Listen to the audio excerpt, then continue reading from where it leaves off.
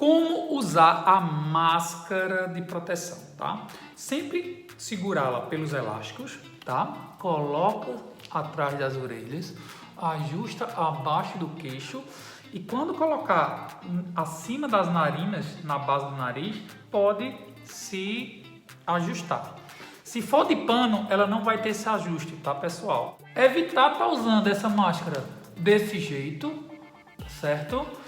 Evitar usar a máscara desse jeito, desse muito menos, desse jeito também não, e pasmem, desse jeito nunca, tá?